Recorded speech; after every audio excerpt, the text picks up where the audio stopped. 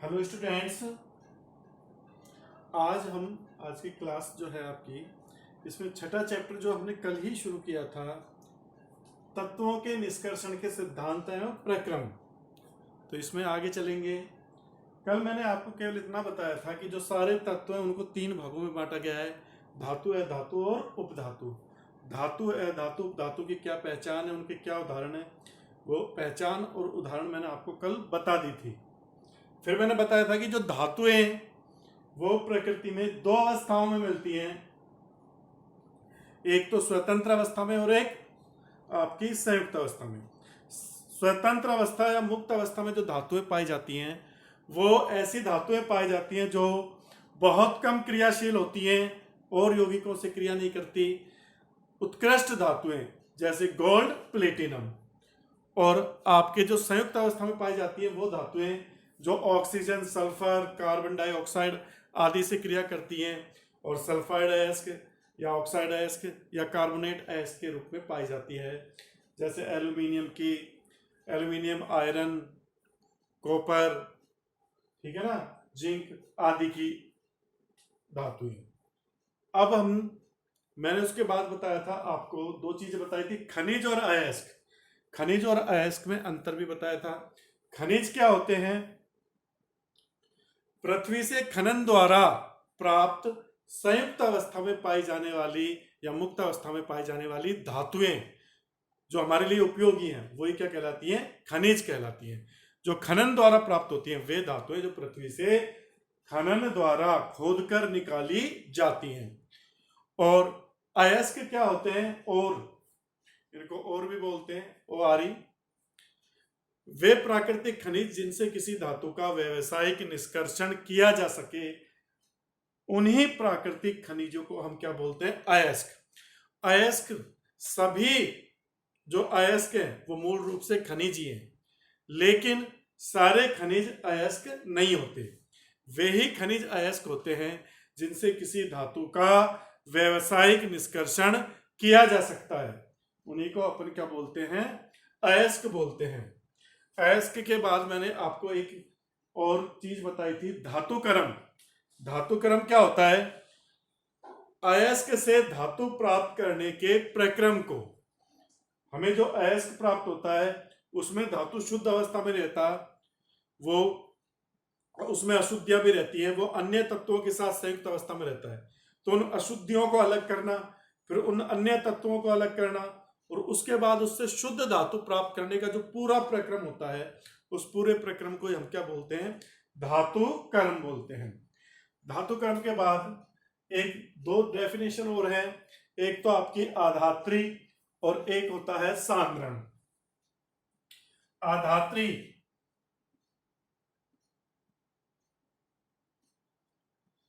आधात्री या गैंग, इसको गैंग भी बोलते हैं, या मैट्रिक्स, आप कुछ भी बोल सकते हैं, या अपअयस्क, ये सभी नाम इसके हैं।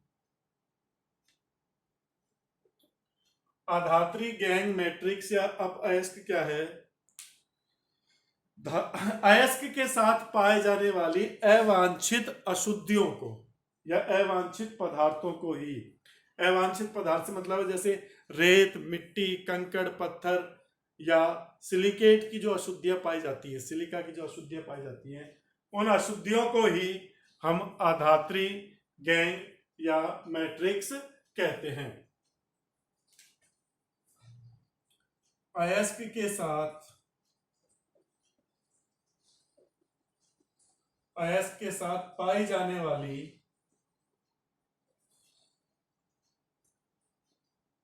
अवांछित अवांछित अशुद्धियां जैसे रेत, मिट्टी,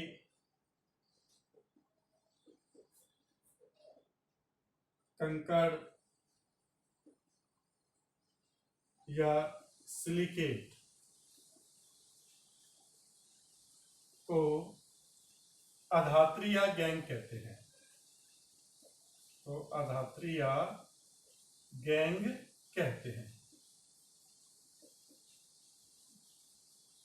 ये तो आपके अधात्री या गैंग या मैट्रिक्स की डेफिनेशन होगी।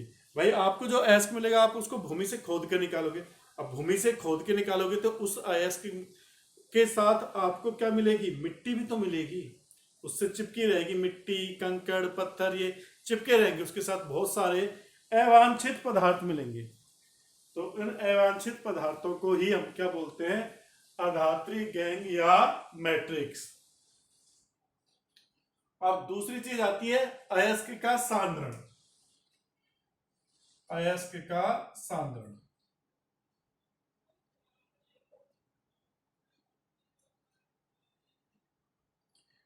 अयस्क का सांद्रण किसे कहते हैं, धातु अयस्क में से अधात्री या गैंग को अलग करने की प्रक्रिया कहलाती है अयस्क का सांद्रण। अयस्क को साफ करना, उसमें से रेत, मिट्टी, पत्थर आदि इनको अलग अलग कर देना, वो कहलाता है अयस्क का सांद्रण। तो धातु अयस्क से अधात्री को अलग करने की प्रक्रिया अयस्क का सांद्रण कहलाती है।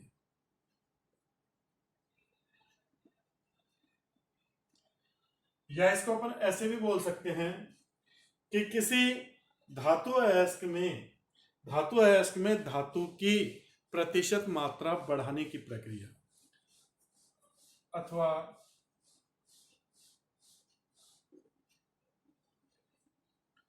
धातु अयस्क में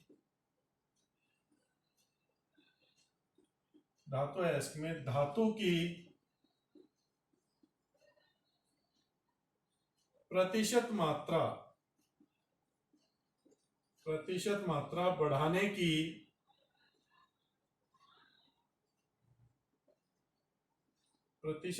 बढ़ाने की प्रक्रिया अयस्क का सांद्रण कहलाती है। अयस्क का सांद्रण कहलाती है। जैसे मान लीजिए आपको खनन द्वारा एक मिट्टी का, रेत का टीला मिला बहुत, ये अब इसमें धातु, कोई एल्यूमिनियम धातु है, धातु तो है 2 ग्राम और इस पूरे का वजन है 100 ग्राम। हम इसमें से क्या करते हैं, जो इसके साथ अवांछित पदार्थ हैं या अधात्री हैं, मिट्टी, रेत, पत्थर आदि को अलग कर देते हैं, तो इसका वजन कम हो जाएगा। मान लो सांद्रण के पश्चात इसका वजन हो गया 40 ग्राम और इसमें धातु तो वही कितनी रही, 2 ग्राम। तो पहले 100 ग्राम में 2 ग्राम मात्रा उपस्थित थी, अब 40 ग्राम में 2 ग्राम मात्रा उपस्थित है। तो धातु की प्रतिशत मात्रा बढ़ गई ना। अगर आप इनका प्रतिशत निकालोगे तो यहां तो 2% आ रहा है, यहाँ 2/40/100, ये आ रहा है आपका कितना, 20/4, 5%। तो 2% से 5% पे पहुंच गई मात्रा। तो धातु की प्रतिशत मात्रा बढ़ाने की जो प्रक्रिया है, अयस्क में उपस्थित धातु की प्रतिशत मात्रा बढ़ाने की प्रक्रिया, वही क्या कहलाती है, सांद्रण। सांद्रण को ऐसे समझ सकते हैं कि किसी को साफ करना, किसी अयस्क को साफ सफाई करना, उसका सज्जीकरण करना, सजाना, उसको उसमें से गंदगी या अशुद्धि को अलग करना, वो कहलाता है अयस्क का सांद्रण। तो आप ये इसका स्क्रीनशॉट ले लीजिए दोनों डेफिनेशंस का।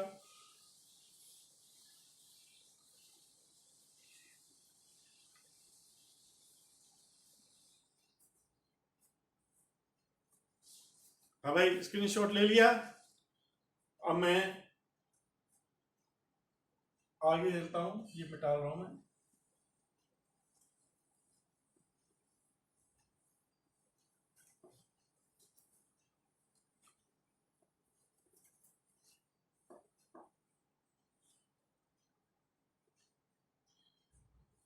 अब देखिए, मैं आपको जो धातु क्रम है, धातु क्रम क्या होता है, किसी धातु अयस्क से धातु प्राप्त करने की प्रक्रिया।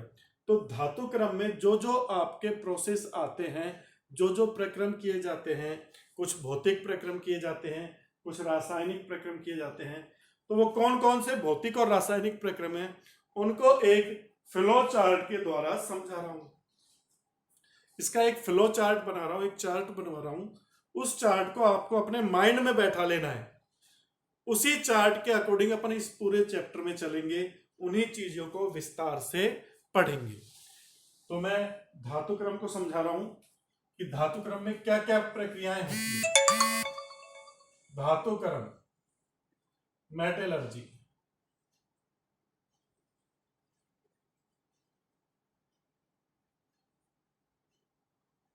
मेटलर्जी पूरा बड़ा चार्ट है, तो इसको ध्यान से समझना है आपको।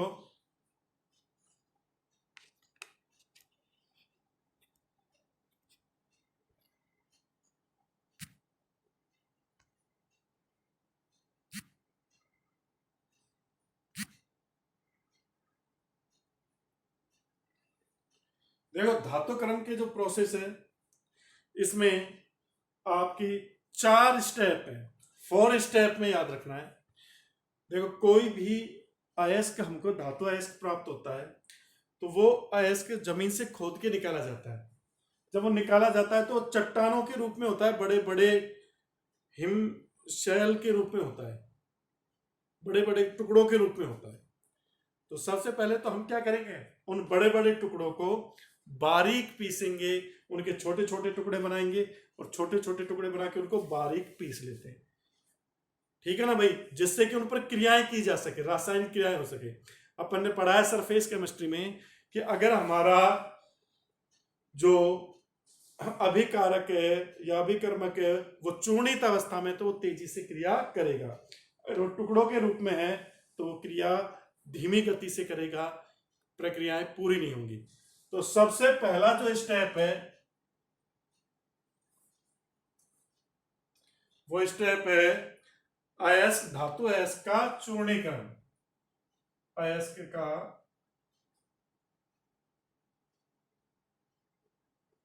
चूर्णीकरण,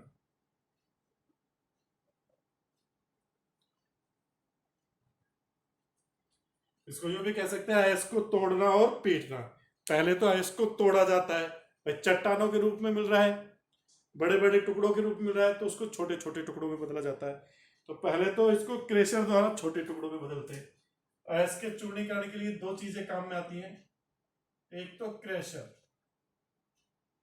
क्रेशर क्या करता है, अयस्क को छोटे टुकड़ों में तोड़ता है, छोटे टुकड़ों में।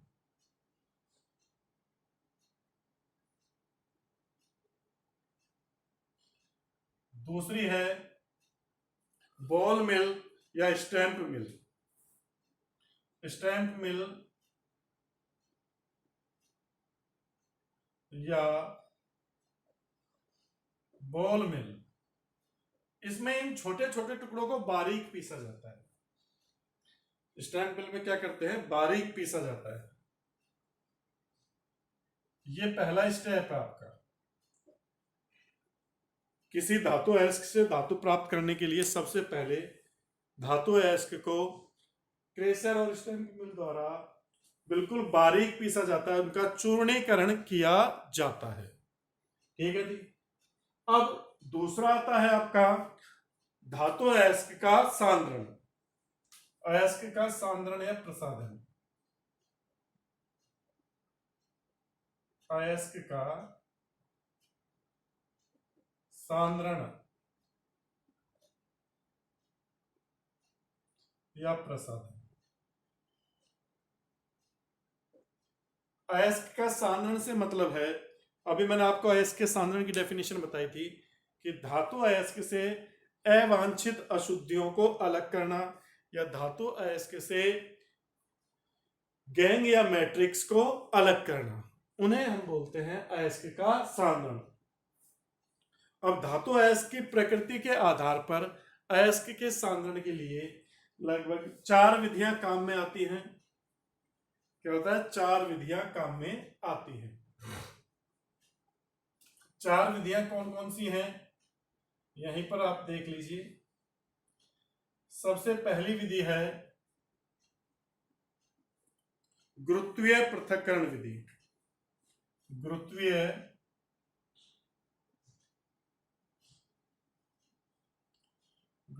पृथक्करण विधि।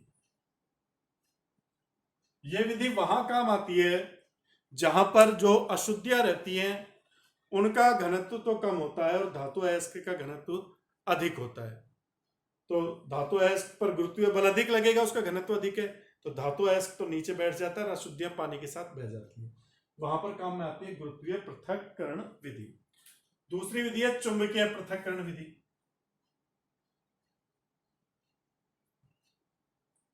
चुंबकीय पृथक्करण विधि।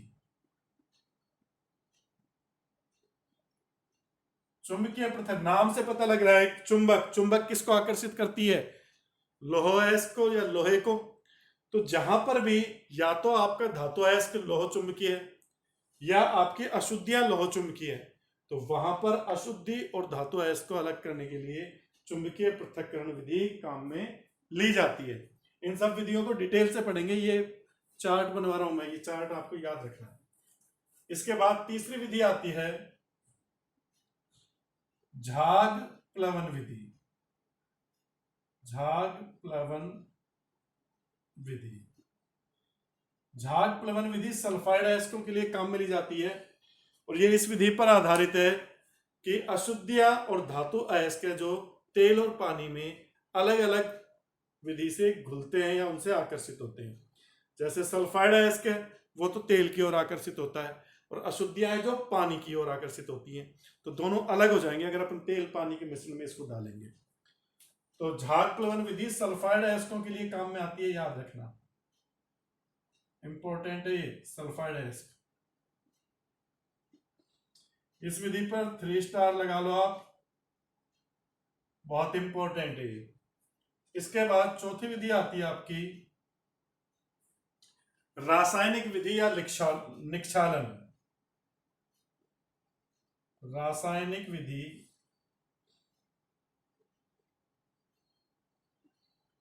या निक्षालन।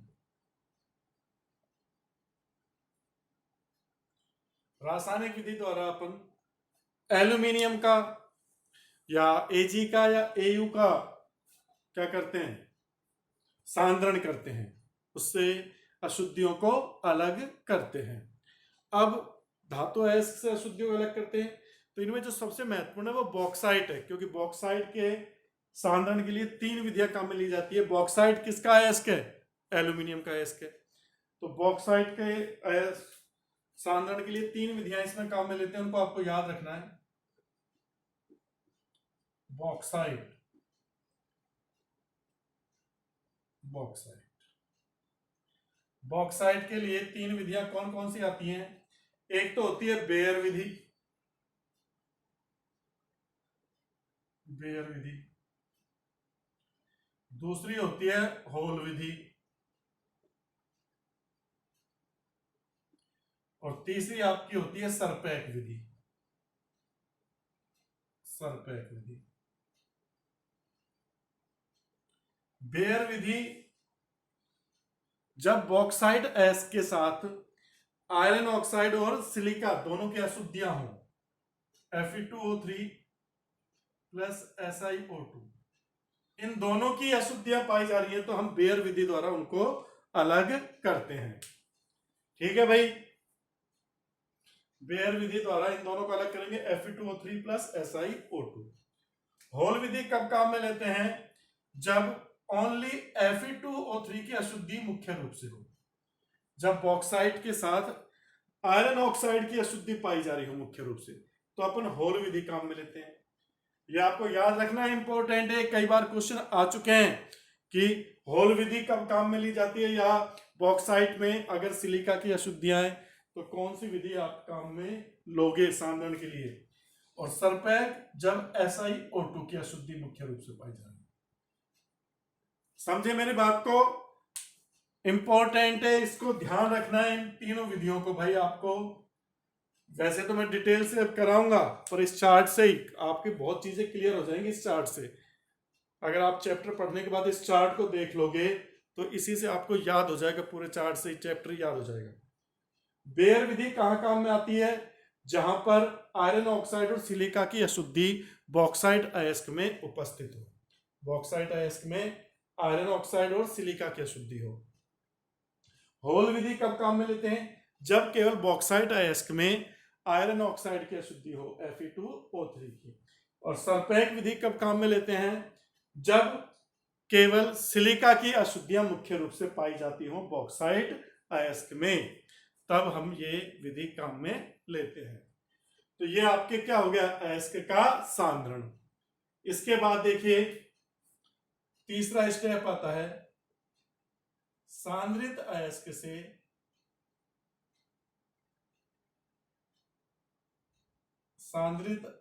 से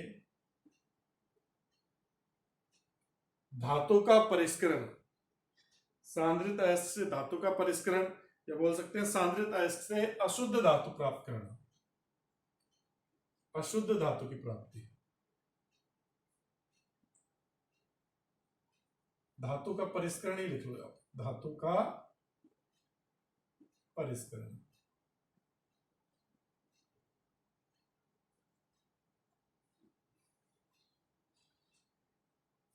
धातु की प्राप्ति लिख लो। परिष्करण का मतलब शुद्ध करना होता है।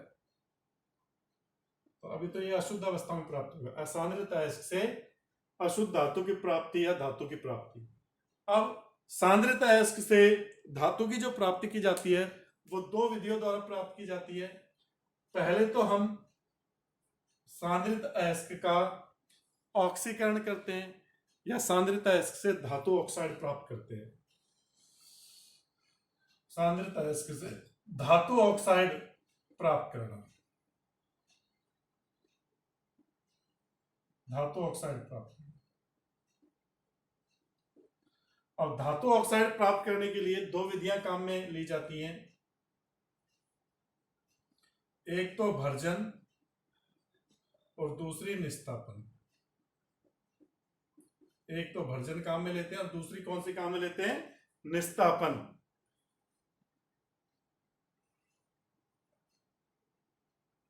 रोस्टिंग और कैल्सिनेशन।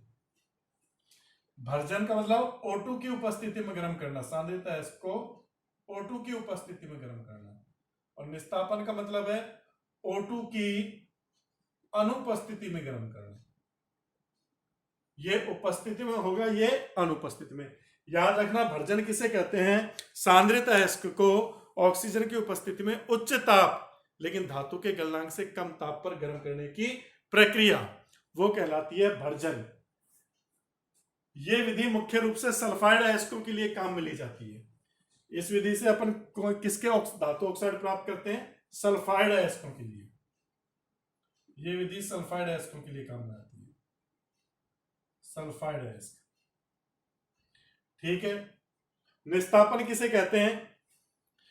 सांद्रित अयस्क को ऑक्सीजन की अनुपस्थिति में उच्च ताप लेकिन धातु के गलनांक से कम ताप पर प्राप्त करने की प्रक्रिया, वो कहलाती है निस्तापन। निस्तापन में ऑक्सीजन काम में नहीं ली जाती।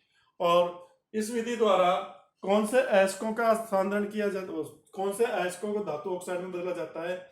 जो आपके कार्बोनेट अयस्क है या जो ऑक्साइड अयस्क है, जल योजित ऑक्साइड, जल योजित धातु ऑक्साइड, इन दोनों के लिए ये विधि कार्बोनेट अयस्क या जल योजित धातु ऑक्साइड के लिए, इनके लिए काम में आती है। ठीक है भाई, ये आपका हो गया। हाँ भाई, यहां पर ऑक्सीकरण हो गया, ऑक्सीकरण के बाद धातु ऑक्साइड में बदल लिया। अब इसका निस्तापन, वो अपचयन करेंगे। धातु ऑक्साइड प्राप्त करने के बाद धातु ऑक्साइड का अपचयन, धातु ऑक्साइड का अपचयन। धातु ऑक्साइड के अपचयन के लिए चार विधियां मुख्य रूप से काम में ली जाती हैं। भाई ऑक्सीजन को अलग करना है तो 4 विधियां काम में आती हैं। 4 विधियां कौन कौन सी? एक तो कोक द्वारा, कार्बन द्वारा, कोक द्वारा अपचयन। दूसरा आपका होता है स्वतः अपचयन। स्वतः अपचयन, धातु के अयस्क के जो अपने आप ही अपचयन कर लेते हैं, स्वतः अपचयन। कॉपर के लिए काम में आएगी, कॉपर ऑक्साइड और कॉपर सल्फाइड स्वतः अपचयन करते हैं। तीसरा आता है आपका विद्युत अपघटनी अपचयन। कुछ जो क्रियाशील धातु है जिनका और किसी पदार्थ से अपचायक से अपचयन नहीं होता, तो उनके लिए विद्युत अपघटनी अपचयन काम में लेते हैं। और चौथी आपके लिए काम में आती है एल्यूमिनियम द्वारा अपचयन, एल्यूमिना थर्माइट विधि। एल्यूमिना थर्माइट विधि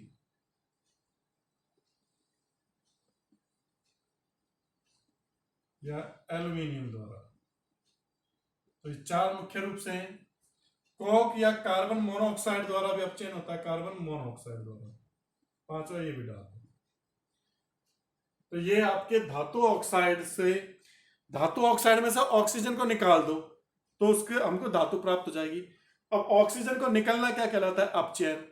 और अपचयन इन अपचायकों द्वारा होता है, या तो कोक द्वारा, या स्वतः अपचयन, या विद्युत अपघटनी अपचयन, या एल्यूमिना थर्माइट विधि, या आपके कार्बन मोनोऑक्साइड द्वारा अपचयन। तो ये आपके ये हो गया। अब देखो, जो आपको धातु प्राप्त हुई है उसमें बहुत सी अशुद्धियां होती हैं, तो अशुद्ध धातु का शुद्धिकरण या परिष्करण, लास्ट जो स्टेप है चौथा, अशुद्ध धातु का शुद्धिकरण या परिष्करण। इसके लिए अनेक विधियां काम में ली जाती हैं। इसके लिए भी अलग अलग विधियां काम में ली जाती हैं। एक आसवन विधि, आसवन में अगर आपकी धातु का गलनांक कम है, क्वथनांक कम है, तो वो वाष्प अवस्था में बदल जाती है और अशुद्धियां वहीं रह जाती है, पिघल जाती है। दूसरी द्रवीकरण विधि, द्रव अवस्था में बदलकर, गलनांक कम है, इसमें क्वथनांक कम है, इसमें गलनांक कम है। तीसरी दंड विलोडन, दंड विलोडन, ये कॉपर के लिए, कॉपर के शुद्धिकरण के लिए हरी लकड़ी के लट्ठों द्वारा कॉपर का शुद्धिकरण किया जाता है, कॉपर के शुद्धिकरण में काम होती है। चौथी वैद्युत अपघटनी परिष्करण, विद्युत धारा के द्वारा, यह इंपॉर्टेंट है, विद्युत अपघटनी परिष्करण। पांचवी आपकी आती है क्षेत्र परिष्करण या जॉन परिष्करण, क्षेत्र या जॉन परिष्करण।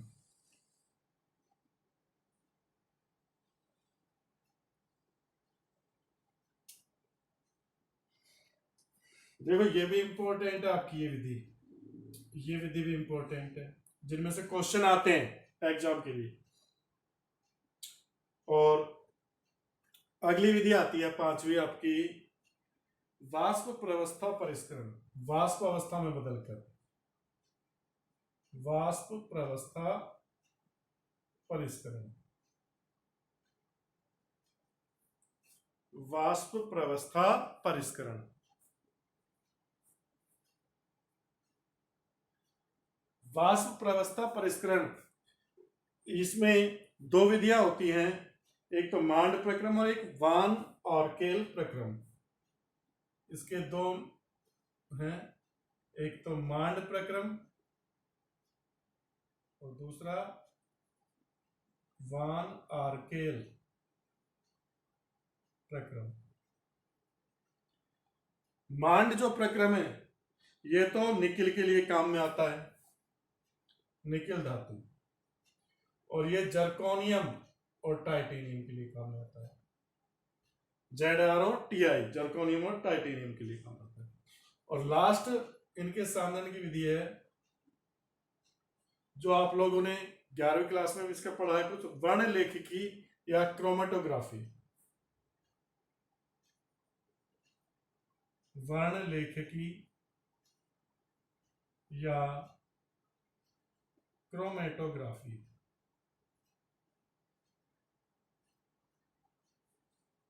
इसमें एक वर्ण स्तंभ होता है, वर्ण लेखिकी स्तंभ, उसमें ऊपर से डाले जाते हैं द्रवित अवस्था में, तो अलग अलग जगह अशुद्धियों का अलग स्थान पर अधिशोषण होता है और धातु का अलग स्थान पर, उससे अशुद्धियों को अलग किया जाता है। ये आपका संपूर्ण चार्ट हो गया पूरे धातु क्रम का। तो ये आपको पढ़ना है, फिर सुन लीजिए। धातु क्रम 4 स्टेप में कंप्लीट होता है। 4 स्टेप कौन कौन से? अयस्क का चूर्णीकरण, अयस्क का सांद्रण या प्रसाधन, सांद्रित अयस्क से धातु की प्राप्ति और अशुद्ध धातु का शुद्धिकरण या परिष्करण। अयस्क के चूर्णीकरण के लिए अपन क्रेशर या स्टैंप मिल काम में लेते हैं, जिनमें इनको छोटे छोटे टुकड़ों में तोड़ा जाता है। जिससे इसको किस में तोड़ा जाता है? छोटे छोटे टुकड़ों में तोड़ा जाता है और बारीक पीस लिया जाता है। चूर्णीकरण कर लेते हैं अयस्क का चूर्णीकरण। फिर इस चूर्णित अयस्क में से अशुद्धियों को अलग किया जाता है, अधात्री या गैंग को अलग करने की प्रक्रिया की जाती है, जिसे अपन अयस्क का सांद्रण कहते हैं। अयस्क के सांद्रण के लिए 4 विधियां काम में आती हैं: गुरुत्वीय पृथक्करण, चुंबकीय पृथक्करण, झाग प्लवन विधि, रासायनिक विधि। रासायनिक विधि में एल्यूमिनियम का जो अयस्क है, बॉक्साइड अयस्क, उसके सांद्रण के लिए 3 विधियां काम में आती हैं: बेयर विधि, होल विधि, सरपैक विधि। बेयर विधि वहां काम में लेते हैं जहां आयरन ऑक्साइड और सिलिका दोनों की अशुद्धियां हो। होल विधि वहां काम में लेते हैं जहां केवल Fe2O3 आयरन ऑक्साइड की अशुद्धि हो। और सरपैक विधि वहां काम में लेते हैं जहां केवल सिलिका की अशुद्धि हो। इसके बाद जो सिल्वर और गोल्ड की का सांद्रण किया जाता है, उसमें उनको हम किसमें बदल लेते हैं? संकुल यौगिकों में बदलकर उसका सांद्रण करते हैं। सांद्रित अयस्क से धातु की प्राप्ति 2 स्टेप में होती है। पहले हम आपका किसी भी प्रकार का सल्फाइड अयस्क है या कार्बोनेट अयस्क है या जलयोजित ऑक्साइड है, उन सबको ऑक्साइड अयस्क में बदलते हैं या धातु ऑक्साइड में बदलते हैं। धातु ऑक्साइड में बदलने के लिए 2 विधियां काम में आती है: भर्जन और निस्तापन। भर्जन में ऑक्सीजन की उपस्थिति में उच्च ताप पर गर्म करते हैं धातु ऑक्साइड को, और निस्तापन में ऑक्सीजन की अनुपस्थिति में गर्म किया जाता है धातु अयस्क को। भर्जन विधि सल्फाइड अयस्कों के लिए प्रयुक्त की जाती है। ये याद रखना, ये दोनों भी इंपॉर्टेंट है, भर्जन और निस्तापन, इनमें भी अंतर आ चुका है। जहां जहां मैं स्टार लगाता जाऊं उसको आपको अच्छे से याद करना है। निस्तापन विधि है जो कार्बोनेट अयस्क या जलयोजित धातु ऑक्साइड के लिए काम में ली जाती है। फिर जब आपको धातु ऑक्साइड प्राप्त हो जाता है तो उस धातु ऑक्साइड का आप अपचयन करोगे, मतलब उसमें से ऑक्सीजन को निकालोगे। भाई धातु ऑक्साइड प्राप्त कर लिया, धातु के साथ ऑक्सीजन जुड़ रही है, धातु ऑक्साइड का अपचयन करना आसान होता है अन्य अयस्कों की तुलना में। तो उस धातु ऑक्साइड का अपचयन के लिए ये विधियां काम में ली जाती हैं। पिसे हुए कार्बन या कोक द्वारा करते हैं, स्वतः अपचयन भी किया जाता है, विद्युत अपघटनी अपचयन भी किया जाता है, एल्यूमिनियम द्वारा भी अपचयन किया जाता है और कार्बन मोनोऑक्साइड द्वारा भी अपचयन किया जाता है। इनको अपन डिटेल से पढ़ेंगे। जो जो भट्टियां काम में ली जाती हैं या कौन कौन सी अभिक्रियाएं होती है सब है इसमें। इनमें एक तो ये स्वतः अपचयन इंपॉर्टेंट है, एक विद्युत अपघटनी अपचयन इंपॉर्टेंट है और एक ये एल्यूमिना थर्माइट विधि भी है। ये तीनों इंपॉर्टेंट है। इसके बाद हमको इस प्रोसेस से जो धातु प्राप्त होती है उसमें काफी अशुद्धियां होती हैं, क्योंकि वो विभिन्न प्रक्रमों से गुजरती है, तो उसमें सिलिका विलिका की अशुद्धियां, गाल की अशुद्धियां आ जाती है। उन अशुद्धियों को अलग करने के लिए अपन अलग अलग विधियां काम में लेते हैं, जैसे आसवन, द्रवीकरण, दंड विलोडन, विद्युत अपघटनी परिष्करण, क्षेत्र या जोन परिष्करण, वाष्प अवस्था परिष्करण या वर्ण लेखिकी या क्रोमेटोग्राफी। तो ये आपको पूरा चार्ट हो गया। ये चार्ट आपके दिमाग में रखना, आपको मेटलर्जी का, धातु क्रम का, इसका स्क्रीनशॉट ले लीजिए, अच्छे से इसे देख लीजिए, जो जो इंपॉर्टेंट लगाए उसको देख लीजिए। कल से हम इन्हीं को आगे पढ़ेंगे। इनको तो देखो अयस्क के चूर्णीकरण को तो पढ़ने की जरूरत ही नहीं है। कल अपना जो टॉपिक रहेगा वो अयस्क का सांद्रण या प्रसाधन की विधियां रहेगी। अयस्क के सांद्रण की विधियां, इन चारों विधियों को कल अपन कंप्लीट, 4 तो नहीं हो पाएंगी, 3 ही हो पाएंगी, कल चौथी परसों हो जाएगी, तो इनको पढ़ेंगे अपन। Okay, bye.